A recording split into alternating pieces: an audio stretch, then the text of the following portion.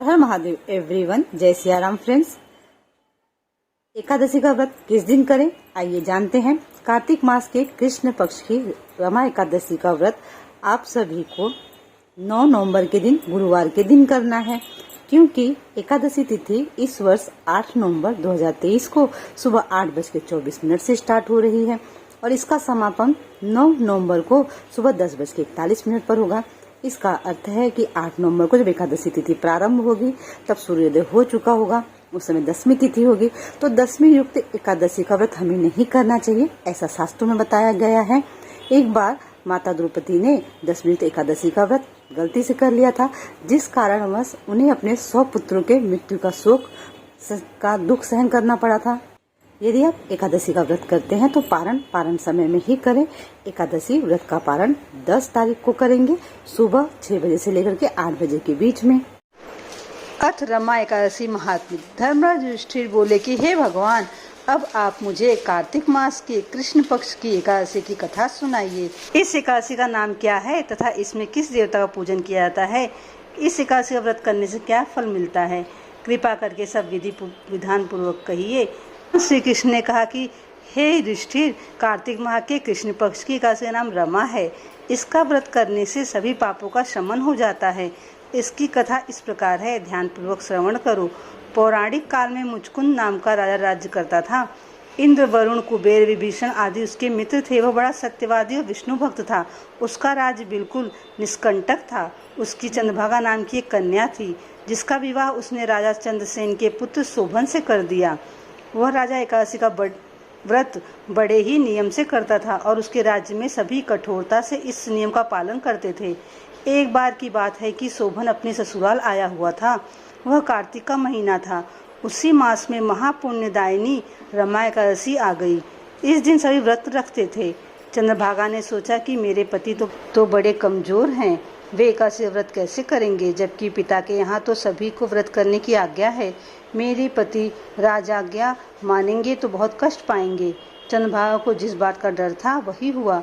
राजा ने आदेश किया कि इस समय उनका दामाद राज में पधारा हुआ है, अतः सारी प्रजा विधान पूर्वक एकादशी का व्रत करे। जब 10वीं तिथि आई तब राज में ढिंढोरा पीटा। उसे सुनकर शोभन अपनी पत्नी के पास गया और बोला, हे प्रिय, तुम मुझे कुछ उपाय बतलाओ, क्योंकि मैं उपवास नहीं कर सकता। यदि मैं उपवास करूंगा तो अवश्य ही मर जाऊंगा। पति की बात सुनकर चंद्रभागा ने कहा कि हे स्वामी, मेरे पिता के राज्य में एकादशी के दिन कोई भी भोजन नहीं कर सकता। यहाँ तक कि हाथी, घोड़ा, ऊंट, पशु आदि भी तृण, अन्न, जल आदि ग्रहण नहीं करते। फिर भला मनुष्य कैसे भोजन कर सकते हैं? यदि आप उपवास नहीं कर सकते तो किसी दूसरे स्थान को चले जाइए, क्योंकि यदि आप यहाँ रहेंगे तो आपको व्रत अवश्य ही करना पड़ेगा। पत्नी की बात सुनकर शोभन ने कहा कि हे प्रिय, तुम्हारी राय उचित है, तो मैं किसी दूसरे स्थान पर नहीं जाऊंगा। अब मैं व्रत अवश्य ही करूंगा, परिणाम चाहे कुछ भी हो।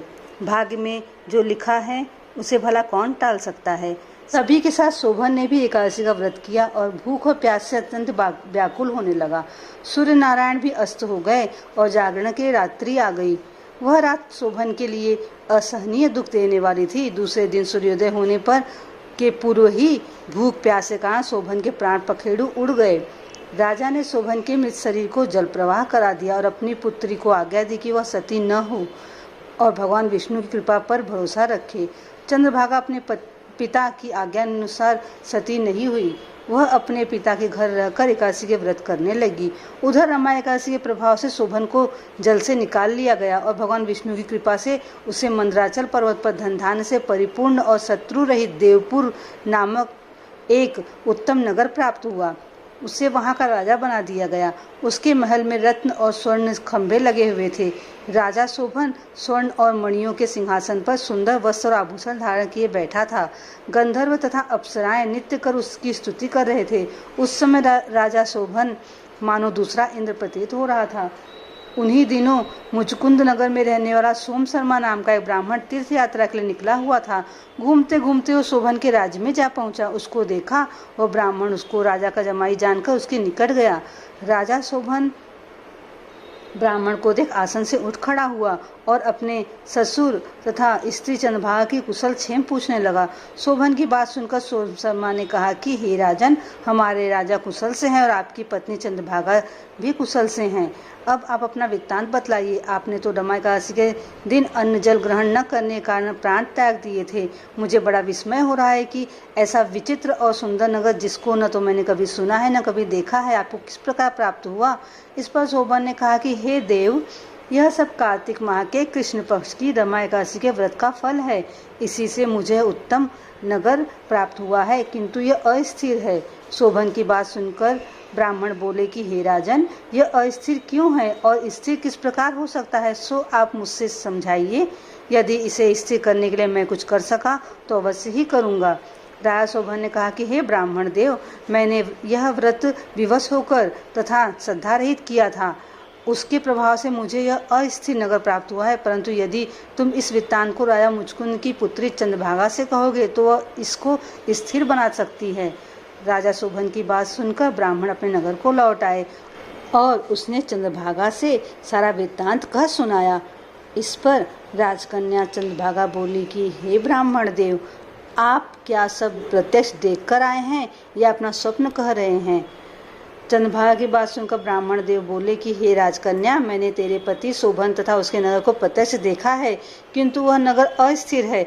तू कोई ऐसा उपाय कर जिससे वह स्थिर हो जाए। ब्राह्मण की बात सुनकर चंद्रभागा बोली कि हे ब्राह्मण देव, आप मुझे उस नगर में ले चलिए। मैं अपने पति को देखना चाहती हूँ।